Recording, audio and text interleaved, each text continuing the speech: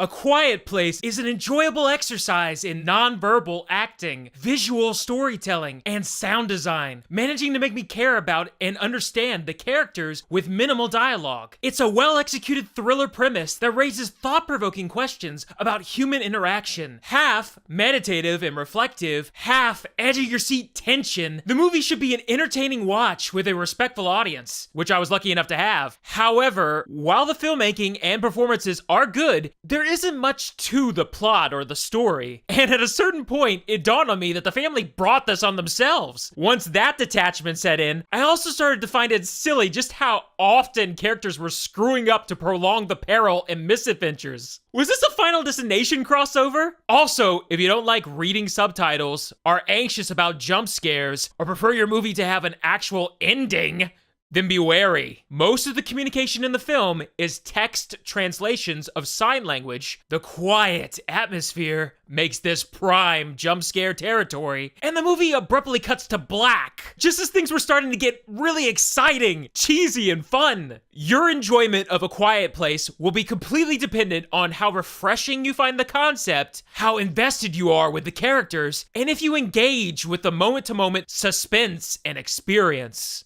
This review will contain spoilers for Acts 1 and 2. A timestamp for my star rating and pros cons chart is in the video description. A Quiet Place begins in the year 2020, 89 days after human-eating creatures have been unleashed onto the world. Those few who survive do so by making as little noise as possible.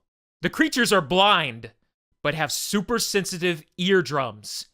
If they hear you, they hunt you.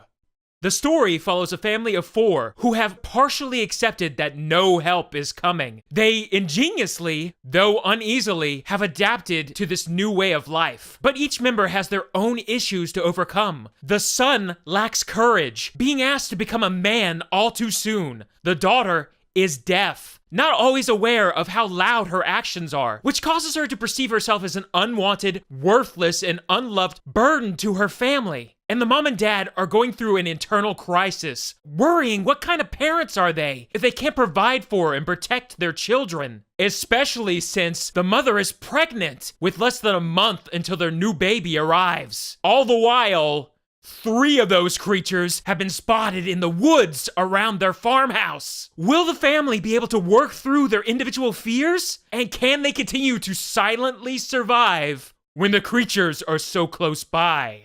Like I said, there isn't much to A Quiet Place's story or plot. No twists or turns, no extensive background on where the creatures came from, no contact with or expansion into the outside world. All of the focus is on this family near their home. The movie is structured into 2 distinct parts. Part 1, slowly paced, getting to know the family, seeing the cool, inventive ways that they've adapted, taking in the atmosphere, and appreciating the thought-provoking restrictions of silence.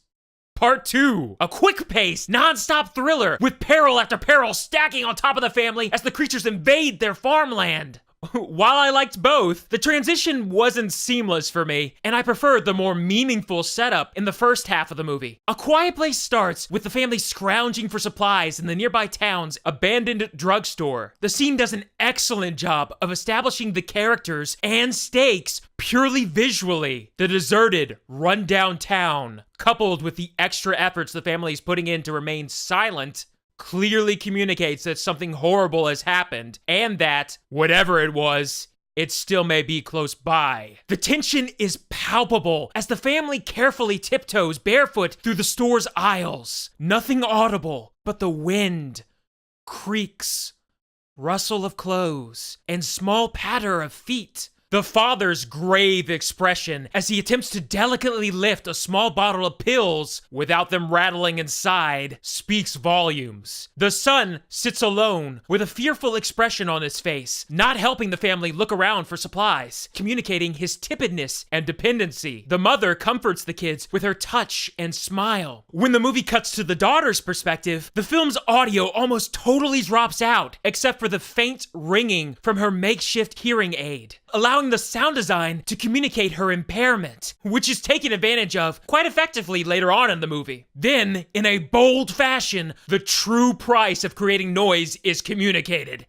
Notice that I haven't called any of the family by their names. That's one of the interesting consequences of the premise. Despite IMDb stating their characters' names clearly, the characters themselves rarely ever get to say them aloud. Thus, I just associate them with their family roles. The dad, the mom, the daughter, and the son. I wonder if after growing up in this environment, the kids would even respond to their names. Well, the daughter's deaf, so... Anyway, this was the most interesting aspect of A Quiet Place to me. Experiencing and then pondering the future ramifications of a silent world. At first, it all is incredibly calming, hearing nothing but the tranquil, crisp sounds of nature. Soon, the problems become obvious. Not being able to verbally communicate, run around carefree, listen to loud music. You have to control and neuter your emotions. No angry shouting, hurt crying, joyous laughter. Everyone is forced to be stoic, communicating through sign language, reinforced by facial expressions and touch. This family is perhaps blessed to have had a deaf daughter, so that they already understood sign language, whilst the rest of the world goes mad. This suppression of fundamental human feelings and desires, particularly when it's being forced on children, was quite involving and moving. The kids can't be kids. They must be understanding and grow up, not sure how to deal with their adolescent frustrations and fears, and the parents are having a hard time comforting them in meaningful ways without words. The whole family is, in essence, having to halfway live like their deaf daughter. Additionally, it is quite cool to see all the creative ways in which the family lives their silent lives. Extended sand pathways to dampen their foot plops. Specially marked non-creaky boards on their wooden floors and staircases. A system of cameras and monitors with alerting red and white bulbs strung across their cornfields. Their methods of catching food and cooking. The nightly lighting of the beacons of Minas Tirith by other farmers to know that they are not alone out there. Among other inventive items that, besides the characters, really are the highlight of this first half of the movie. Though, I wish the family had sound pressure level meters from Radio Shack or something strapped onto their belts. Radio Shack's out of business. Oh, whatever.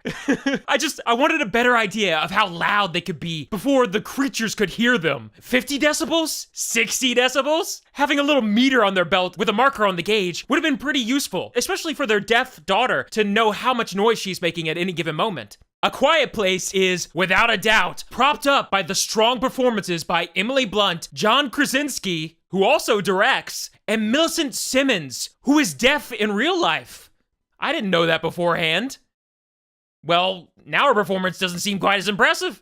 I'm joking. She does an excellent job, and it's actually all the more inspiring. The relationship between the dad and the daughter was the heart of the film. Her feeling that she's an unloved burden and wanting a chance to prove herself capable in a way that most teens do, and the dad being overprotective and taking on so many roles himself. The son is good too, when he isn't speaking. There's one point when he gives his dad advice, and his line delivery was a bit awkward and on the nose. Though, I was still quite engrossed with the movie's minimal use of music, outdoor cinematography, and the dynamic sound design. Softer sounds are normal volume. A river is like a stampede, and the creatures shake the theater. And you! If you see the movie with a D-box auditorium, it was one of the most aggressive uses of the rumble seats that I've ever experienced, syncing up to give you a firm jolt with every loud jump scare. Indeed, while the first half was refreshing in its approach, A Quiet Place then remembers it also wants to be a crowd-pleasing thriller. While I would have been happy to explore the effects of silent living on social norms throughout the years, this movie takes place over just a couple of days. Time to get this show on the road! A Quiet Place speeds up and shifts tones to a fun, edge-of-your-seat popcorn flick. It effectively and playfully teases the audience with scenes of suspense. And just as you might think things are settling down, it builds, piling on even more layers of problems as the family is being hunted by the creatures. There's lots of reliance on jump scares, including the loudest raccoons ever, but there were sequences that opted to forgo this in favor of swelling music and encroaching visual threats. And despite the PG-13 rating, the movie can be surprisingly brutal and bloody. In fact, I'm not sure why it didn't get an R rating. Animal gore is fine in a PG-13? What about all that blood in the bathtub? Is it because it's non-violent, beautiful blood of birth? Beats me! Anyway, the second half. I enjoyed it, but once we got to that Home Alone bit with a nail sticking out of the stairs, I began to turn against the movie a tad. Out of all of the special preparations and inventive systems this family has set up to survive, how could they have missed this nail on the staircase? The mom and the dad go up and down into this basement multiple times a day. Their base of operations is down there with all of the monitors and cameras. Did it just materialize out of thin air? This nail wasn't even necessary. The mother was already in labor pains, holding back screams, with the audience anticipating the baby's first cry, attracting the creatures. Having the mom step on a nail during this process was hilariously cruel and over the top. Then it clicked. Why did the mom and the dad choose to have another baby in this environment? They really are irresponsible parents. Wasn't it bad enough having to raise 2 kids in this horrific landscape? The mom and the dad are intentionally putting themselves and their current children at risk for no reason. The movie starts on day 89. The baby arrives on day 473. That's over a year. This was a premeditated pregnancy or a happy accident. Either way, an irresponsible thing to do. Then the movie shows me that the parents have a plan. A sound dampening room beneath the barn with a tank of anesthesia hooked into a baby-sized mask in a coffin crib. This is supposed to make me feel better? That they plan to drug and confine the child on a nightly basis? Sheesh. The whole second half of the movie happens because of the parents' stupid decision to have another baby. They endangered themselves and their kids. There isn't even a scene discussing how wild the idea is or how hard of a choice it will be to try and raise the baby. While I'm aware of it, the movie didn't convince me that the parents were aware of it, which left me a little cold towards them. My thoughts on this plot point were justified for me after the movie when my friends were joking about how they tossed that baby into the cornfield as a distraction, speculating how funny it would be to have an action scene where the adults are alternating the shotgun and the baby, tossing them around the field. One of them calls out, "Creature!" tosses the baby to the other person while they toss the shotgun to the other person and bang, shoot the creature. Alternating baby, shotgun, baby, shotgun. Oh no.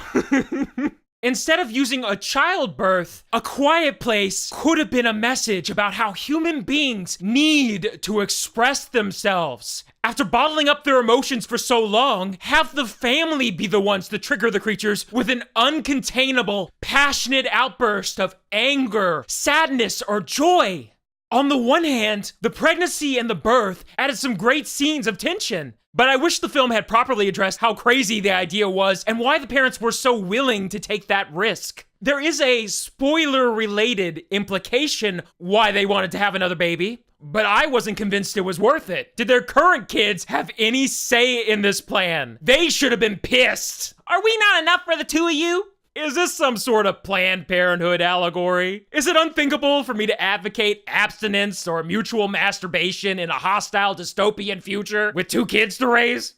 Never mind. So, for the remainder of the movie, I had a detached smile every time the danger kept piling onto the family. Like, oh, come on. It just got silly. I wasn't nervous or anxious about anything except for when the next loud noise would blare in my ear. Instead, I had a "look what you did" attitude. It's still enjoyable, but a very different feeling than the first half of the movie. I was having Man of Steel flashbacks at one point. I'll leave it at that. But this family knows it could toss heavy objects into the cornfield to attract the creatures away from each other, right? They have to. I seen them do it earlier. To top it all off, just as the film was getting exciting, cheesy, and fun, it cuts to credits. Why? This is not the type of ambiguity I like to debate. It's the type that frustrates me. Whether positive or negative, I want closure. It practically comes off as sequel bait. Next time, baby. Overall, I really enjoyed A Quiet Place in terms of its filmmaking, acting, staging, pacing, sound work, and crowd-pleasing suspense. But the tonal shift halfway through made me rethink the parents' irresponsible choices, breaking my investment in the characters' fates. The tension devolved into a series of unfortunate events, becoming mildly comical. Then, there was no ending. I give A Quiet Place 3 out of 5 stars. The first half was at least a 4. The second half put me off a bit, and having no ending was almost a deal breaker. A Quiet Place is an engaging popcorn thriller that I had problems with. As a directorial debut for John Krasinski, it is very promising.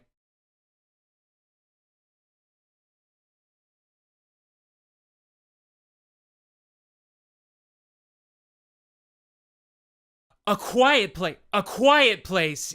It ain't quiet right now. It's a well-executed thriller premise that raises thought-provoking questions about once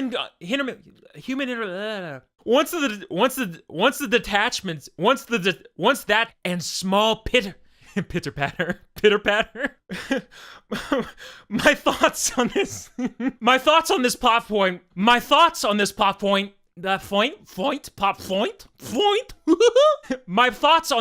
point. I can't say it now. No. Oh, my thoughts on this plot. No. Don't you give up now. We're almost at the end. Don't you let go. This one sentence right here. Let's go, sentence. You and me, step outside. Let's see how you do. Huh? In terms of its filmmaking, acting, staging, pacing, performances. Wait. Performances are the same as acting, you redundant slut. Okay.